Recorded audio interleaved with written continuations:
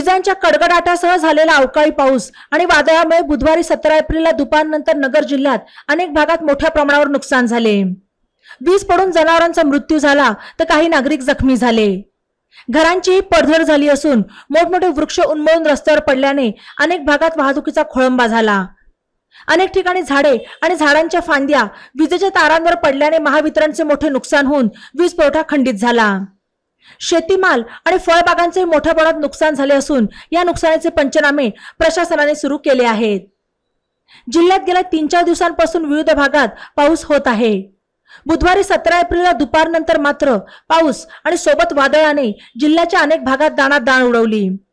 या वादळाचा सर्वाधिक फटका पारनेर, नगर, जामखेड आणि पाथर्डी तालुक्याला बसला।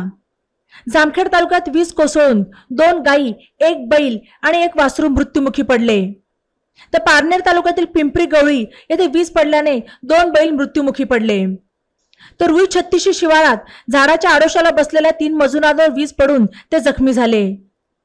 अनेक ठिकाणी घरांवरील पत्रे उडून गेले। भिंती कोसळल्यामुळे अनेकांच्या संसारोपयोगी साहित्याचे मोठे नुकसान झाले।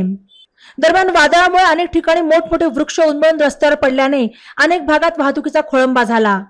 नगर जवळील केडगाव, सोनेवाडी, अकोळणे रस्त्यावर ठिकठिकाणी झाडे आणि झाडांच्या फांद्या रस्त्यावर पडल्या होत्या, त्यामुळे काही काळ ठप्प झालेली वाहतूक रस्त्यावरील झाडे आणि झाडांच्या फांद्या बाजूला केल्यानंतर सुरळीत झाली। अनेक ठिकाणी विजांच्या तारांवर झाडे आणि झाडांच्या फांद्या पडल्याने तारा तुटून तर काही ठिकाणी विजेचे खांबही कोसळून वीज पुरवठा खंडित झाला।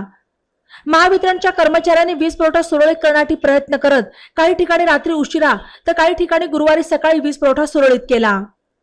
या वादळात महावितरणचे मोठे नुकसान झाले। पावसाने शेतकऱ्यांच्या शेतीमालाचे आणि फळबागांचेही मोठे नुकसान झाले।